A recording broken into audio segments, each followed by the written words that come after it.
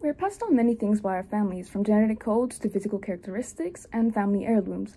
However, if you live in a household like mine, and especially many other households of people of color and families who have gone through genocides in the past history of their years, you would note that generational trauma is something that has been a great issue in many families if you're basically not American or white. This is something that has been sugarcoated and mostly a big misconception within the media. It's nice that it's been talked about, especially in many movies and books. However, it's always noted as something that can be pushed away by a little therapy session, and that's something I would like to address in my speech today. If you do not know what generational trauma or intergenerational trauma is, it's basically when the trauma passes on to not only one person, but to the generation following to come. It's something that is extremely difficult to deal with, especially if you have not yet accepted everything that has happened to you, and also if you live in a family where historically you have been faced against with racism, genocide, and many things to come. It's something that has been very easily talked about in media now, such as Disney movies, books, and films to come. A big example of this is Encanto. Encanto follows the story of Mirabel, who lives in a magical family where everyone has special talents except for her. Everyone seems as this perfect and beautiful family. However, inside, they're all given pressure by the main person, Abuela. If you don't know what Abuela is, it basically means grandma in Spanish, for any non-Spanish takers here. Abuela Alma, at the start of the movie, is seen as someone who mostly favors the family, except for Mirabel. She's always seen as someone who is an outsider. She doesn't really fit in compared to everyone else. However, as the story develops and we see how Abuela starts breaking down, we can easily sympathize with her and how much trauma she's actually went through. There are many spoilers for this movie, so please note that if you do not want to hear this, you can cover your ears or something. Abuela Alma lost her husband in the 1,000-Day War. She was with her triplets, and her husband decided to fight against the Spaniards, also known in Colombia, by the way. And this was probably the most difficult thing to go through for a person. I mean, imagine losing your husband right in front of you, right before your eyes. It's the most difficult thing to go through. And we can finally understand why Abuela is actually like this. We can sympathize with her. And that's such an important thing to do in the media these days, because we are just always so eager to make people look bad that we don't give them the chance to speak for themselves or hear their side of the story all the time. Of course, this has to be noted that you cannot always forgive the people who have hurt you. It takes time for forgiveness, and that's extremely important to know. Now, breaking the cycle of generational trauma itself is quite difficult. It's not something that can be done in a quick therapy session or a very long intervention. It's something that needs to be worked on by all family members who are going through it. Especially if you're a younger generation, or Generation 1 like me, or Generation 2, you would know that it's not the easiest thing to handle, especially when you're just a kid. So, with that coming forth, you should know that generational trauma needs to be dealt with once everyone has accepted what is happening.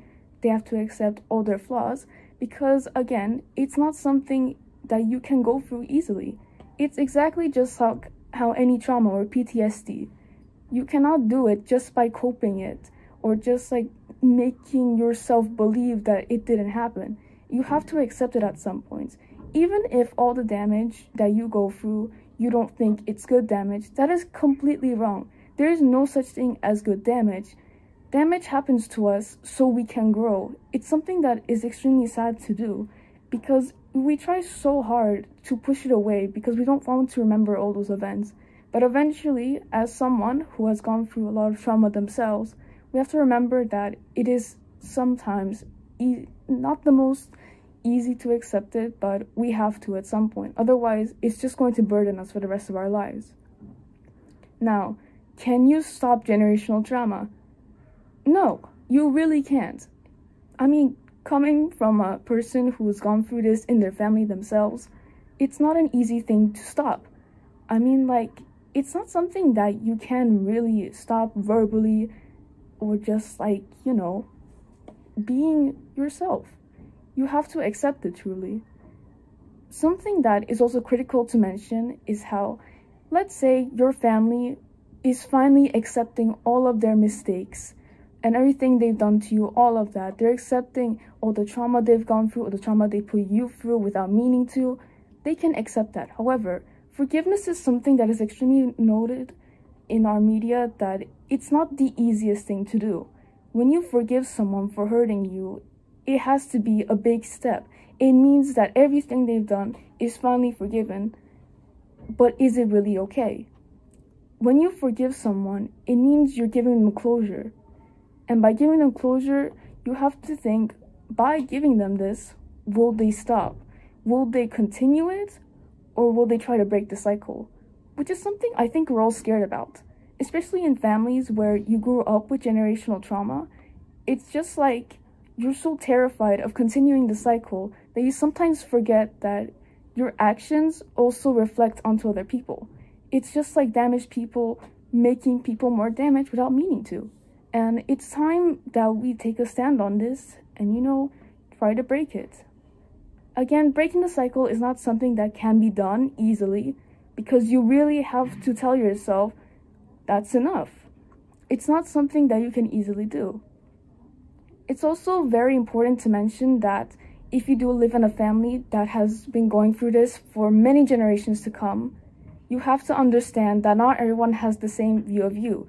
Not everyone is ready to accept everything. However, it's also good to mention that you can also teach them. You can try to educate them. They won't always reciprocate with it. They won't always accept it. However, if you try, and if they start trying, that's a good thing. And even if they don't want to try, if they're so stubborn or like they're still in this mindset where everything that happens to them is not their fault, any action or flaw of them is just trauma, which is a really bad mindset, to be honest, because you cannot excuse your actions, to be honest. It's something that we have to just not push away. It's really hard to accept our mistakes, and I understand that, especially with an inferiority complex. It's not really easy because it means that you're a flawed person. You're not a good person, quote unquote, and that's not true at all. You can still be a good person with flaws. That's what makes us human. I think a lot of people make the misconception that because we are all so terrified of continuing the cycle that we lose ourselves, and that's extremely true. But please note that you won't lose yourself because you want to break this cycle in your family. If they can't accept their mistakes, or if you're struggling to accept your mistakes, that's fine. It takes time. You can't accept everything in just one go. It's extremely important to mention that nothing will ever change you as a person, especially if you go through trauma.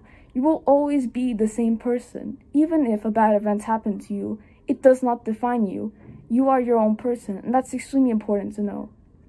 As my closing statement, I would just like to say, you really don't have to listen to me about this, but to any parents out there who are watching this, or any kids themselves who are like me and are struggling to not continue the cycle, I want you to know that it's going to be okay.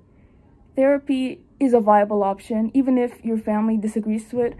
Once you are 18 or so, or are able to go on to therapy yourself and finally accept what has happened to you, that is a great start. And if you're in a household where your family is just not the most accepting of these type of things, where they're traditional and strict, that is completely fine. Please know that you are going to be okay.